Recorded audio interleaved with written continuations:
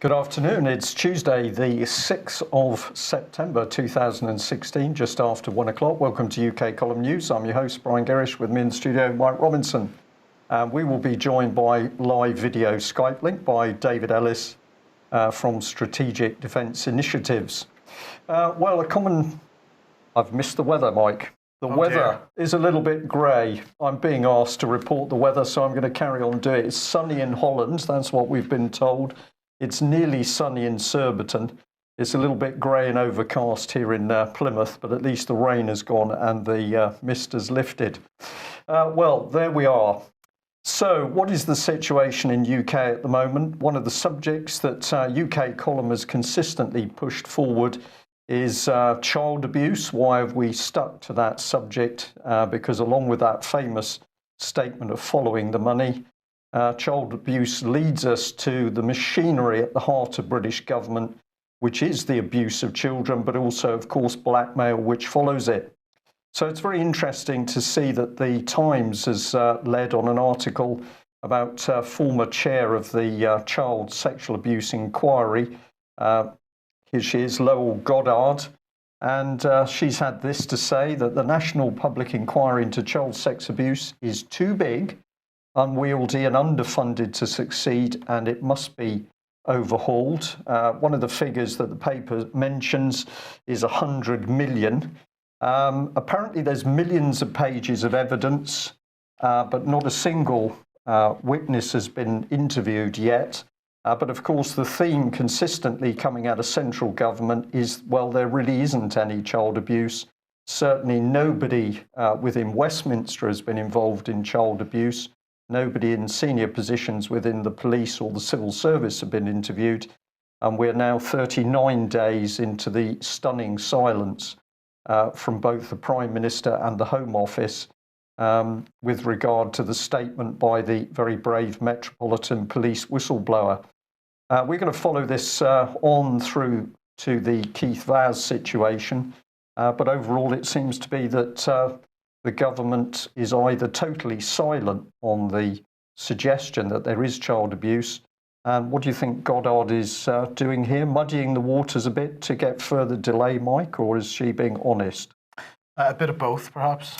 There's perhaps a little bit of truth in that quote. Maybe there is. Well, let's have a look at another lady. Here she is, Alison Saunders, head of the Crown Prosecution Service. And she's not really worried about child abuse. She's apparently worried about revenge porn. And she's very concerned, deeply concerned, in fact, to the growing trend for offences from rape to harassment to be instigated or committed online. I'm not sure how you commit rape online, but presumably she knew what she was talking about. And she goes on, she says that Facebook and Twitter are being used to humiliate, control and threaten victims. Of course, there's no mention of that happening to child abuse whistleblowers in prison.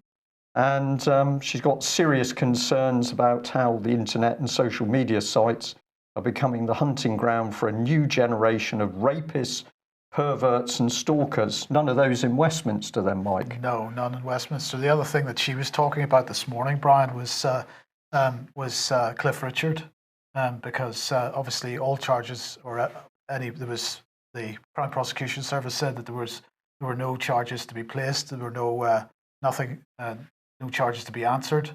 But one of his alleged victims has put a complaint in to the Crown Prosecution Service about that. And so they have reopened that analysis of the evidence. But she is pretty keen to stress that process will take no more than 2 weeks. Yeah, we'll get that squashed pretty quickly. Yes. And presumably if a victim persists with their allegations, they can be put in prison quite quickly. Well, against that background, let's bring on the star of the moment, which is Keith Vaz. And here we are. He's hopped out of the flat with the rent boys and mention of drugs. He's put on presumably a clean shirt and tie and a suit, and he's back in the House of Commons to represent his constituents and act on a world stage to show just what British MPs are made of. So no what? No remorse, no embarrassment, just get out there in front of the public and carry on as if nothing is wrong. Absolutely. Right. David, we'll bring you in here. What do you make of Mr. Vaz? We've got a little bit more to say about him, but what's your take on what he's done? He very definitely seems to be making his position perfectly clear for everyone to see. So it's just acceptable. This is one of the things I'd like to pick up on. We're seeing this on social media. A lot of people say, well, if that's what the man does at home, if what people do at home is their own business, well, is it? Right. So yeah, sorry, David, this raises a good question that perhaps both of you could comment on, and that is, do MPs or people that are working allegedly in the public service, do they have the right to a private life, which means that they can carry on as if, doing whatever they choose to do in private, as long as the public doesn't get to hear about it? I mean, surely it is the case that if you have a public role, whatever the activities that you get up to in your private life have a bearing on the decisions that you may make in your public role, and there is a public interest in knowing what those activities may be.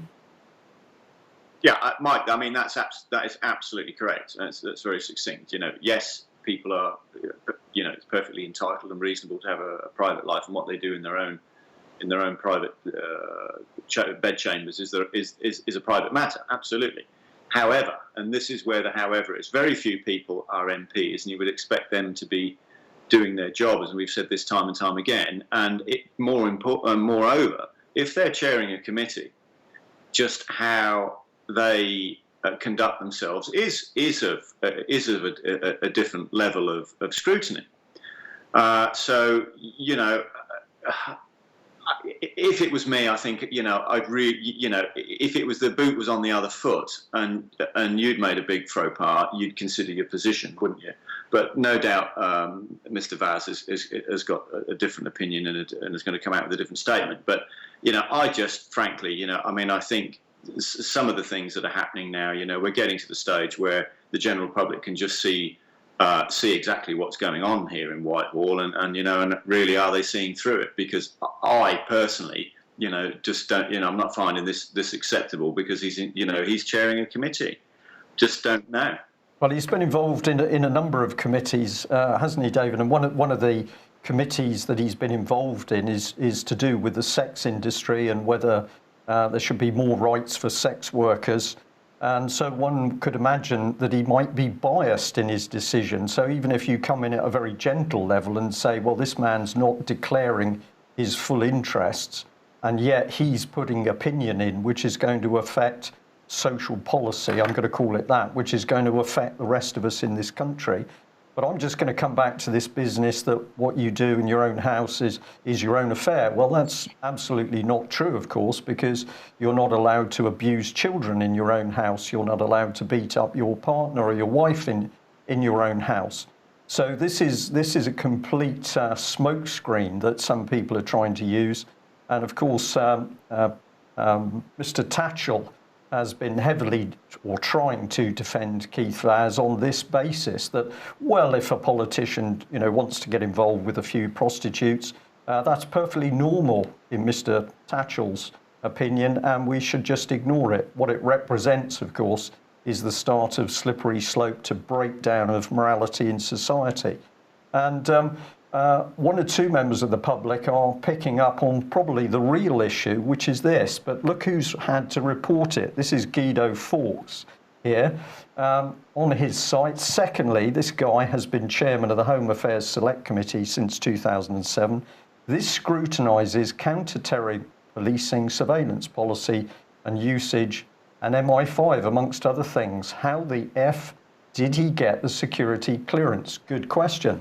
Now, I find this particularly interesting because, of course, the military, people involved in the military get vetted to see what their background is, and they want to know everything. The more you have access to classified material, the tougher that vetting is. They want to know about any indiscretions, any nasty little habits that people might have, because, of course, you could be blackmailed.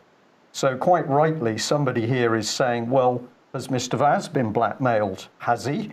We have no idea. Are we seeing the tip of an iceberg with what he's been involved in? We don't know. But of course, something is very serious here, that a man with access to the information he has access to, is he being blackmailed? Well, the exchange went on. We've taken a couple more shots off of that Guido site, encourage people to go and have a look at it. Foxhole said here, indeed. And then somebody saying, well, probably all the major powers are actually interested in this man. And of course, we've had our own government warning that those nasty Russians, Mike, are putting in women to entrap people, and even China. And I think Theresa May was told to undress under the covers because the Chinese might be taking pictures of her body in order to blackmail her. Sorry, your bottom lip trembling there. But this is a serious stuff. And then, of course, we're really starting to see the public put the pieces together. Perhaps those major powers might be good enough to tell us who accompanied Cyril Smith and Greville Janner to children's party at the Elm Guest House, where, of course, children were abused. So at the end of the day, it's taking the British public and Guido Fawkes to really get in amongst this stuff. David, this is a key issue, isn't it? That people with dirty little secrets, highly vulnerable to being blackmailed. And of course, once that blackmail starts, they're not going to be telling anybody about it. The whole point of blackmail is you control somebody utterly. Yeah, well, I mean, this is it. Are we? Is this about control and blackmail? And we've got to sort of look very slightly back into history to Jack Profumo with the Profumo affair, and Evgeny Ivanov, the Russian naval attaché, Manuel Davis, Christine Keeler. This is sort of Jack Profumo. The minute this breached, there appears to be some very serious inner workings with it. Maybe all was not as it exactly seems, but the bottom line was, of course, is the guy was gone very, very quickly. The political knife fell through him so swiftly that he didn't even feel it.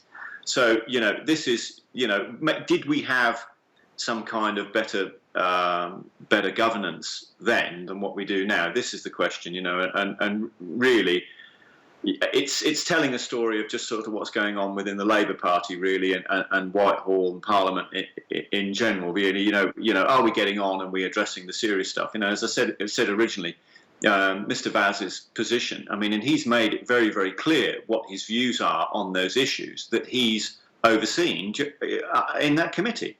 So you're quite right, Brian, with what you've said. So I just, it's so frustrating on so many different levels because we're seeing this through other committees. This is not just the only committee where we're wondering, what on earth's going on. So it's begging more questions actually than it's answering. Yeah. Well, you've mentioned Christine Keeler, and of course, the whole of the Profumo affair was neatly packaged and covered up with Jack Profumo. The pictures were never brought out into the public domain. This is pictures taken with an early Polaroid camera at orgies, and at those orgies were members of Parliament and indeed senior members of the establishment, highly rumoured to be top members of the royal family. All of that swept under the carpet, kept away from the public. But if anybody would like to read Christine Keeler's book, which, if my memory serves me correctly, was called The Truth at Last, one of the interesting topics which she touches upon is it wasn't only girls and prostitutes that were being provided for these people, there were also children being provided in the circle. So fascinating, going way back to the 60s, as you say, we're starting to see the same picture then, same picture now. Ultimately, what it's telling us is that we're being ruled by a criminal political elite who think they're above the law. Well, let's have a look at the focus on the mention of intelligence services. So let's bring in Mr. Keith Vaz again. Is he a blackmail risk? Well, of course, are we going to get any work out of MI5? I'm not so sure about this. This was the Mail report, which says secret files show MI5 let abuse claim MP off the hook. security chief said the case would, quote, embarrass the government. So this is the reality of it, that the security services, which ought to be protecting the nation by rooting out people who are perverted or at risk of blackmail, they're not doing their job. And if we go over the water to Kincora Boys' Home, of course, we've got exactly the same story, with the added twist that it was the security services who were helping ensure that the abuse of children continued so that they could blackmail and control politicians. So we're hardly going to get the chair of the Joint Intelligence Committee, who's responsible for MI5 and security services, doing his job, because it goes around in one big circle. I'll just say to our audience, our viewers and listeners today, you might like to go and have a look at Mr. Charles Farr, chair of the Joint Intelligence Committee, because if we go back in his career, he was handing out money in Afghanistan, apparently to stop the poppy crops, Mike. But I believe you had some statistics which showed that ever since UK and the US have been involved, the poppy crop has flourished. Indeed. Indeed. So I'll just add a headline for that one, that Charles is far more interested in spying on the public than blackmail risks, because this is the other thing this man has been doing, is pushing for the security services to have more and more access to public communications, our internet, our emails. They want to know, but why do they want to know? David, some of this stuff is getting a little bit too obvious, that we've got a cabal of elitists who are keen to know everything about the lives of the public, but they are there protecting the rather grubby lives of our politicians. Yeah, well, it's inverted, isn't it? Rather than getting on with the job, and it's inward looking to the people. It's not outward looking. So for all of the current government, and whether they are actually the government or not, whether Mrs. May and her cabinet are the actual government, and whether they're going to, in essence, act and do that, or whether they're just a facade or a front, remains to be seen at the moment. Yeah. But clearly, a lot of these establishments and these offices and agencies are inward looking to the people. And where's the justification for this? Who are the people threatening? Terrorists. Well, it's upside down, isn't it? Yeah. Well, we're going to be coming on to the subject terrorism in a minute. We'll just finish off Mr. Vaz. And of course, we better bring in Mr. Tatchell. We mentioned this yesterday. Here he is saying that Vaz hasn't done anything wrong. His standards are perfectly acceptable. He should just go back to work. Well done, Mr. Tatchell. And here's some of his defence. So this is a tweet. He said, "Did the Sunday Mirror pay $30,000 for the male escort story?" So he's doing his bit to help muddy the water, get the blame back on the papers, get the heat off his friend, Mr. Vaz. And then we warned about this yesterday, and here it comes. This is the attack on the press to help kickstart Leveson. So this little tweet here says, "Has anything changed since the Leveson inquiry?" And that tweet is off the exchange that Peter Tatchell was involved in. So very interesting. We've got dirt in Parliament, thoroughly disreputable MP, Mr. Vaz. Didn't know anything about the abuse of children in Islington. He was legal officer, but he didn't know, Mike. Along comes Peter Tatchell to defend him. I think I get a little bit of a picture coming. Well, okay, let's move on to the House of Lords then. And this is Total Politics. And Norman Fowler, Lord Fowler as he is now, of course, he was part of the Tory cabinet from the 80s and 90s. And he is calling for what he's describing as a major House of Lords cull. He's saying there are too many people in the House of Lords. Well, that's true. He said, "I don't think that we can justify a situation where you have over 800 peers at the same time that you're bringing down the Commons to 600 MPs. And there he's talking about the boundary changes to MPs' constituencies that are going to see 50 MPs lose their jobs pretty soon, hopefully. He said, "The principle, it seems to me, is that we should have fewer Lords. We should certainly not have more peers than there are members of Parliament. I think that's a principle that we probably find agreement amongst most of the House. Well, look, what is this about? This is about the continuing pressure on the House of Lords for so-called reform, because what they want to do is replace the House of Lords with an unelected Senate. Now, of course, the criticism about the House of Lords is that peers are unelected, they're appointed. Why are there so many? There are so many peers because, well, beginning with Tony Blair's House of Lords reforms at the end of the 90s, when he got rid of the hereditary peers, most of them anyway, and replaced them with appointed peers. Then we started seeing life peers coming in, some Conservatives, some Labour, some Liberal Democrats, other parties represented, some crossbenchers as well that don't have any party affiliation, and they just filled them up with these people. But at the end of the day, if we're looking at the constitutional position and we're looking at the institution of the House of Lords, what is its role? Its role is to act as a check on the power of the House of Commons. So we have at the moment a House of Commons which wants to consider that it has what's equivalent to the divine right. It wants to act with impunity. It doesn't want anybody getting in its way. And so it wants House of Lords reform as a result. And of course, in the process to getting to the point of House of Lords reform, it's in the process of breaking the House of Lords.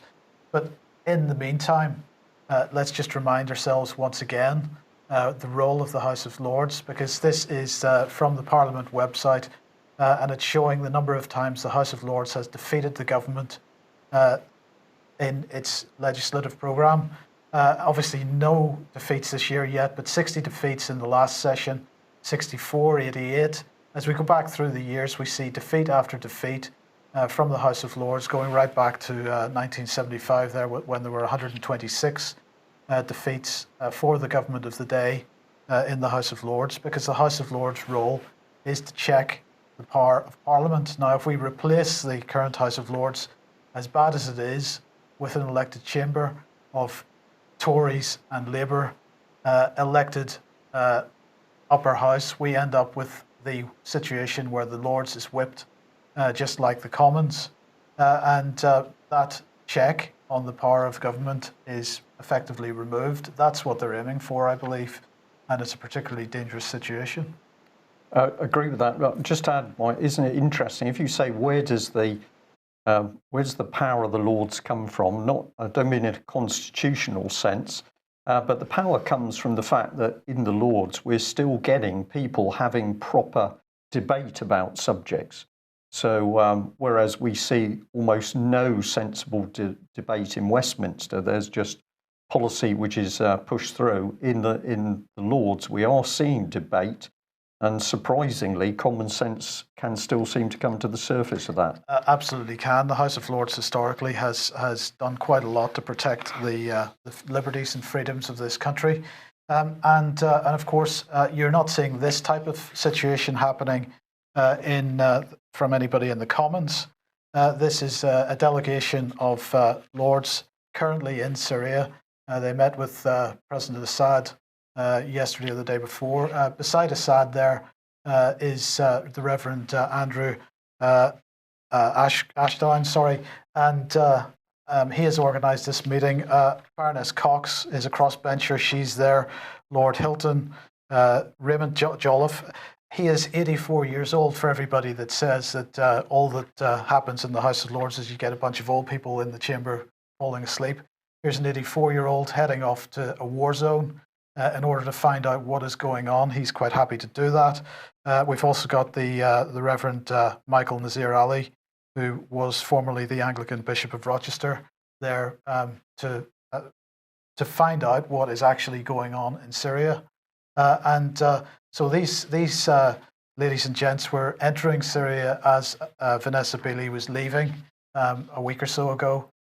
And Vanessa will be on this programme on Thursday to tell us a bit about what she witnessed while she was there, what these people will be witnessing while they are there, and also to give us an update on the White Helmets, who have now been nominated for a Nobel Peace Prize, and also to really promote the work of the real Syrian civil defence, who are actually saving people's lives, and in fact, historically have been training other first responders, and until the white helmets were created, really had a very high reputation globally. So we're going to be speaking to Vanessa on Thursday. But, this is a group of lords who, I should point out, are being absolutely demolished in the mainstream media at the moment for going and meeting Assad. They are in Syria to find out the truth of what's going on there and not believing government propaganda. I don't see any backbenchers from the Commons doing this. I haven't seen anything reported in the media either, Mike, on this. Has it been in this? They're being totally destroyed in the media at the moment. They are having strips torn off them for daring to go and meet the war criminal Assad. The coverage of this in the mainstream media is a disgrace. Yeah, you meet the war criminal Blair, that's okay, or the war criminal David Cameron, that's okay. Absolutely. But you don't want to meet Assad. David, would you like to comment on that one? I would. From my experience, from both in Portcullis House, Parliament, and in the Lords, I have got to say that you get far more sense in the Lords than what you do in Parliament. The majority of all the Lords that I've met, corresponded with, talked over with, met in one way, shape, or form, you can get answers to questions. You can get some sort of directness. You can get some progress and a definite willingness to challenge the government and to try and do the right thing. And I've found far more of that in the Lords with the Lords that I've met.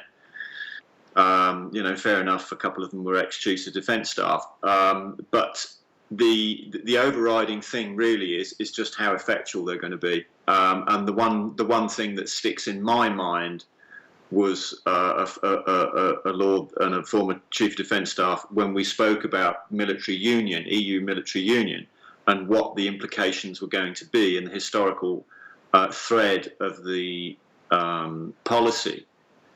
That his comment was to me, if the British people knew about this, they would not support it. And I said, well, that's precisely the point, is that that message just isn't being articulated through any of the normal mainstream press or channels. This is almost as if it's, it's most secret. It's one level above top secret. So, and I've been to a lot of committee meetings in the Lords, and I've found that you can get stuff done there, and it will be talked about, and it will be debated. And that's, of course, the whole point of Parliament, is that things are spoken about. Of course, in the other side, there's more, particularly with some of the characters I've interfaced with on Defence Committee, they don't want to talk about it. Yeah, it's completely the other way. So, viva the Lords at the moment, and they've obviously got a battle on their hands if Fowler's down there trying to sort of alter the dynamic. So, well, they better stand to then, haven't they? Yep, indeed. Okay, well, sticking with Syria here, Vanessa has published this on 21st Century War.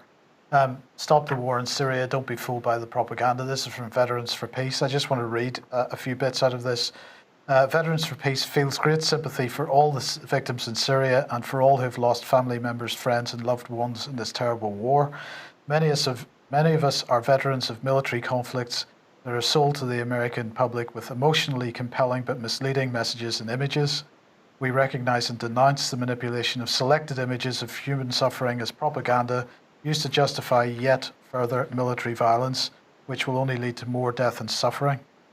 Why are we not seeing images of suffering on both sides of the war in Syria? And of course, they're highlighting this famous image of the young lad. Why is an image of an injured boy used to call for yet more violence, they ask. They say the no-fly zones and safe zones that some pundits are calling for in Syria are acts of war that could lead to more violence and destruction, as happened in Libya, a nation that is virtually destroyed by a so-called humanitarian intervention. The widely seen photo of this young Syrian boy is just the latest and most graphic example of the psychological warfare being waged against public opinion in the US and worldwide. Violent extremist groups are receiving arms, training and support from the United States and the UK, we should add, and billions of dollars from Saudi Arabia and Qatar to undemocratic monarchies who have their own reasons for seeking regime change in Syria. We believe that the only way to resolve the crisis in Syria and to assist the victims of this conflict is to end the fighting, not to escalate it. The Syrian people have the right to elect their leaders, and to determine their own future. And couldn't agree more with that. And of course, the point that Assad was making when he met those lords a day or two ago was that the support of the opposition groups in Syria, the way that it's being done, that is increasing the terrorism in Syria. It has to stop. Yeah, it's amazing stuff. And we also got reports, of course, of abductions and torture, murder by groups such as Al-Nusra, which only a year ago now, a little over a year ago, we had Tory MP, as was Brooks Newmark, who was boasting that he'd had that meeting with General Idris, and the Free Syria Army was linked to Al-Nusra, were working together. So Tory party linked through to people conducting torture. Cutting the heads off children. Indeed. Well, just before we bring in David again, let's bring up this. Where is the violence and the war and the terrorism coming from? Well, yesterday we reported on Gulmurod Kalimov, who was a gentleman who'd been funded and trained by the US, and he was now running rogue. We'll bring that slide up again in a second. But we got this story which has emerged, that a Times reporter was abducted and shot in the feet, I think it was, in Syria. He then looks at the internet and discovers that he knows the person who did it. And of course, he was a good terrorist. So I'll just read a little bit of the report from Russia Today. It says a Times reporter who was kidnapped and shot twice in the leg in Syria claims to recognise his abductor on a recent Facebook video, which shows him in the ranks of a US-backed moderate opposition rebel group. Journalist Anthony Lloyd was captured on his way from Syria to Turkey along with a colleague, photographer Jack Hill, not far from the Syrian town of Rafat in 2014. And Anthony Lloyd said it was with some surprise watching a video of a victorious band of Western-backed rebels. I noticed the face of America's newest ally in the war against ISIS in Syria, and that is Hakim Abu Jamal, also known as Hakim Ansra, and a variety of other names. And that was the man behind the abduction. They'd known this man for 2 years. So what we can now see is that the thing is coming unravelled. We've got terrorists who are completely funded, supported. The military training is going in from the British and the Americans. And those terrorists are murdering civilians in Syria, but they're not averse to taking a couple of reporters hostage and shooting them as well. So let's bring on that other one we reported yesterday. I mean, this is becoming farcical. So we've got a man there he is, Kalimov. He's trained by the Americans. He's an expert sniper. He's trained in counter-terrorist operations. And then suddenly we are to believe he's hopped across to the other side. So the Americans put out a $3 million reward for him. So that's a bounty, $3 million. The US trained him, but now he's become a bad terrorist. It's very confusing. David? Sorry. What struck me was, okay, you train up a terrorist, you send him over to Syria, where he mixes in amongst other terrorists, and you put a bounty on his head for $3 million. His terrorist buddies hand him over, and you give the terrorist $3 million. That's a possibility. Or maybe he went over and talked to the other people and decided that they knew more than he did. David, what's your take on it? It's a deliberate mess, isn't it? This isn't it's just sort of back to front managing of intelligence assets. It's probably a little bit more deeper than that. So we're seeing a repeat thing, aren't we? Over many decades. So we can go back to Osama bin Laden was recruited, funded, and backed and put into Afghanistan with the Mujahideen to fight the Russians. And then we're seeing the same pattern, and then he's obviously turned at some stage. They've had a fallout, and he's gone the other way. But we've seen the same with Saddam Hussein, was backed, funded, armed by the US, and that then inverted. And we've seen it time and time again with the way that we've had this sort of regime change through Washington, particularly with Iran, and dare I say, even with Vietnam. So time and time again, we're going around in circles with this one, and people have got to start waking up. And I think this is it's interesting that Paul Craig Roberts is sort of, we need more guys like that in America to be seeing through this, because it's clearly what's happening is that America's being shorted to an extent just the same as we're being shorted. But it's just over and over again we're seeing these characters, and it seems like, have we all got short memories or something? Do we not remember this whole scenario with Saddam? Absolutely backed, funded, recruited, back to the hilt. All of a sudden, 10 minutes later, all bets are off, and this guy's the world's biggest villain. Yeah. Can we really buy into this? Is this a modus operandi? Is this any way to operate? Well, no, I don't think so. No, it's a scam, and we better move on to the next scam, and that should be to take ourselves towards Brexit. But a soft lead in here, Mike was talking about the situation in Poland at the moment, where people are quite hostile to the immigration situation. A couple of people mentioned in the chat box yesterday about Hungary. We thought this is important, so let's bring on Viktor Orban, the Prime Minister. He's said in the Mail article here, we don't want to change the character of our country, we want to remain Hungarian to keep our religious and ethnic composition. That view isn't popular in Europe nowadays, at least amongst politicians. So we've got a remarkable man. He's Prime Minister of Hungary, and he's actually sticking up for Hungary. I wonder whether we could get a Prime Minister like that in Britain that would actually stick up for Britain. Not a chance. Not a chance. Okay, so here we go. Yesterday, there was a debate in Westminster Hall. Here's the picture. This is Parliament's second biggest chamber. I don't think there's really anything to say about that. Nothing happened. There was a debate about Brexit, apparently, and whether we should hold a second referendum. Nothing was decided. A few people said some stuff, and there was no vote taken. It's all in the picture, isn't it? There we got one man with his chin rested on his arm. We've got another one turning around, having a little chat with his colleagues. So that was all pretty relaxed. So nothing happening Brexit. And we did predict that, Mike, didn't we? I think we did, yes. And if we want further evidence that nothing has changed after the Brexit vote, then have a look at this. A Sun report, Med migrant crackdown, Royal Navy warship HMS Diamond sent to Libya's Mediterranean coast to tackle migrant boats. So it's a Med migrant crackdown, as the paper picked up. And well, bye-bye Brexit, hello EU Operation Sophia. So this is a European Union operation being led by a British warship. We haven't really got any ships, so this one has supposedly been sent into warm water, Mike. Do they tow an iceberg these days? No, the temperature of water off the North African coast has been reduced because the British government has introduced global warming policy. It's been successful, so now we can get the warships out. But if we think about the reality, we've got a British warship designed for serious operations, apparently picking up migrants as a result of an EU operation. So we're still in the EU. But let's remember what we've been talking about, that Britain and the US have created the wars and the migration in the first place. So in the article, statistics of 100,000 migrants reaching the North Africa coast, 3,000 plus have died. More than 1 million have reached Germany, which is why the Hungarians and the Polish are getting worried.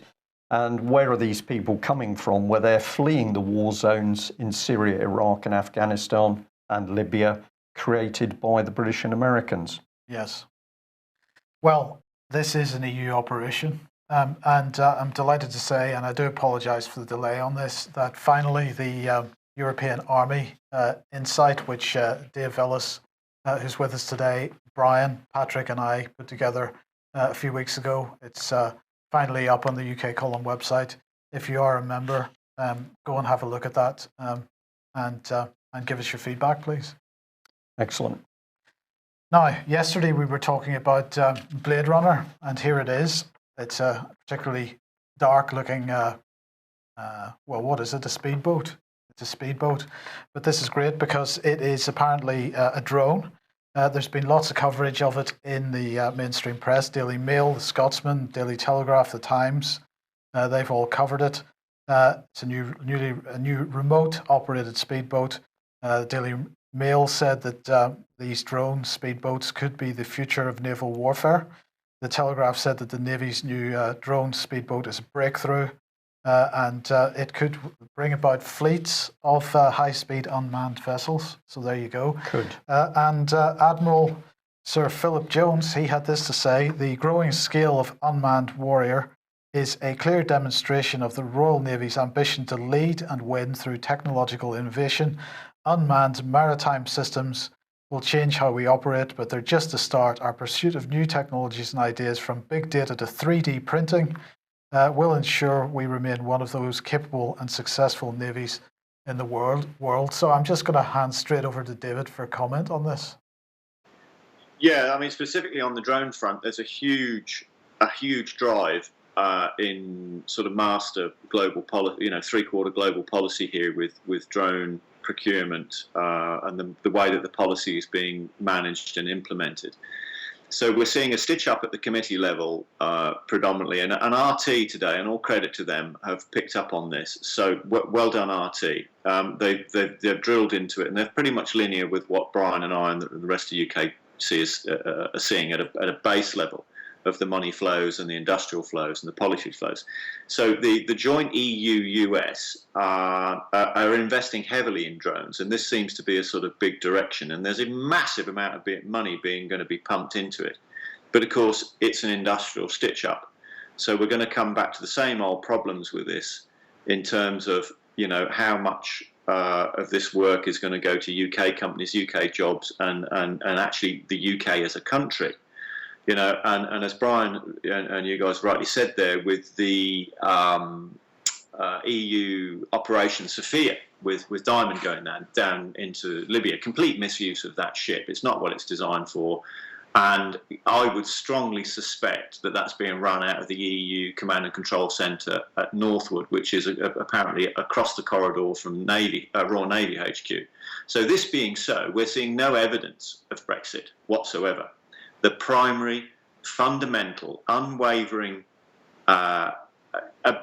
massive objective for the EU to obtain military union is very clear and present with what's happened here. So let's not underestimate that this seems a nice little soft, we're just going to send that destroyer down there, it's going to help with... No. What its function is a stepping stone into eating the elephant, this massive elephant, to get EU military union. So as we're seeing our Navy shorted out completely, its stocks shortened, sales of the repair ship that's just happened, are clear evidence that there is absolutely no change in this drive or policy. Now, the problem is, of course, is that it's not being debated, it's not being scrutinised. We're a defence committee, they're not looking at it, none of the MPs are saying anything, nothing in the mainstream press. It's a disaster for the Royal Navy. So I've got to say to Philip Jones and the rest of the Admiralty there, what we need, and what they need, unless they're doing something else, is we need to see the kind of balls that Admiral Sir Henry Leach had and Admiral Sir John Fieldhouse at the time prior to just after the Knott Review and just before the Falklands, where they literally went and kicked the door down at number 10 and told Maggie that she's not selling those through-deck cruisers because it would be a catastrophe. So that's what we need to be seeing now from the Admiralty, is that level of oomph. And it's got to happen, otherwise there won't be a Royal Navy. It's as simple as that. Okay, well, we just dropped this one. We've still got this one. Oh, I beg your pardon. Yes. We've still got one to go. We've still got a big one to go before I drop in a little bit of black humour. Yeah, okay. So according to The Independent here, Britain is now the second biggest arms dealer in the world. But the key point here that I wanted to ask you about, Dave, or your views on, the key point here is that 2/3 of UK weapons are being sold to the Middle East.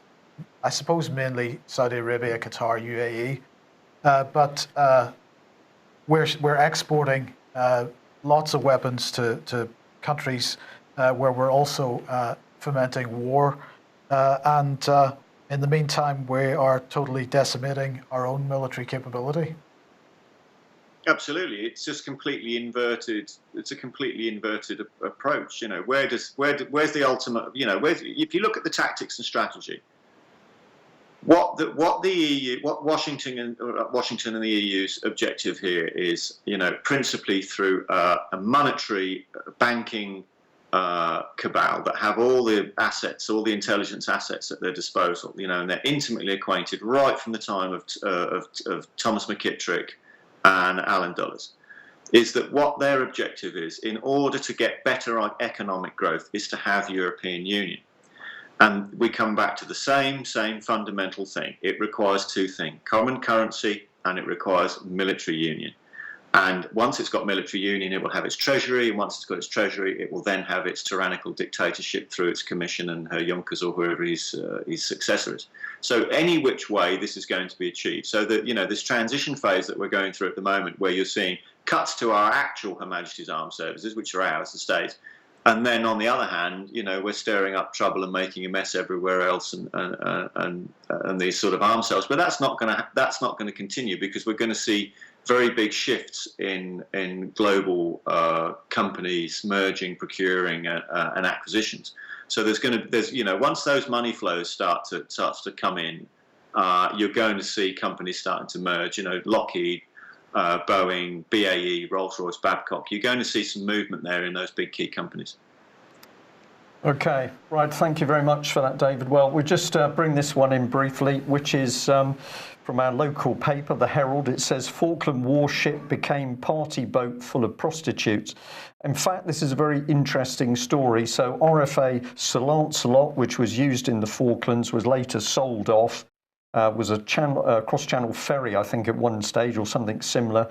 But it then ends up in the hands of the US Navy, and former captain Daniel Dusek has been embroiled in a huge fraud case in America, in which, as part of the plea bargaining, he talks about this ship being used as a floating brothel. What is interesting about the story is, of course, it's not only involving very senior people in the American Navy, it's also mentioning, of course, counter-terrorism operations. And this brings in the so-called Black Ops merchants, Blackwater, or Z, as I think it's now known. So these are the very people you're mentioning, David. We've got a blurring now between what is bona fide national military operations and what is commercial mercenaries operating. And I think this story takes us towards the commercial mercenaries operating with the help of a few prostitutes on board a former Royal Fleet auxiliary. Well, if we're mentioning the US, we better bring in Hillary. She's under a bit of pressure because Hillary Clinton's had to say that it's just conspiracy theories about her health. I'm not concerned about conspiracy theories. There are so many of them, I've lost track of them, and so I pay no attention to them.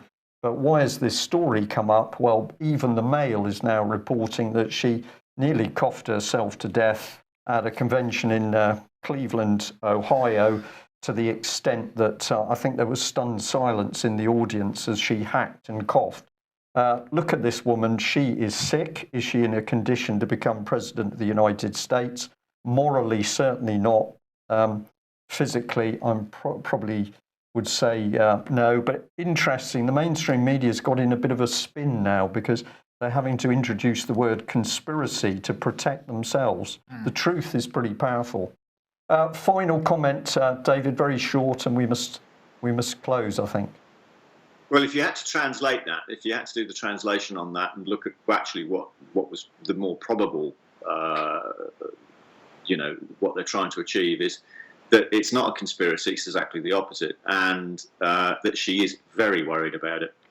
Yes. Yeah. Okay, well, without coughing, we'll close UK Column News today. Thank you very much for joining us. And as always, if you haven't taken out a subscription with us, please consider doing that to allow us to do what we do. Thank you very much, David, for joining us. Thank our audience for joining us. We'll be back at 1 o'clock tomorrow. Bye-bye. Bye-bye.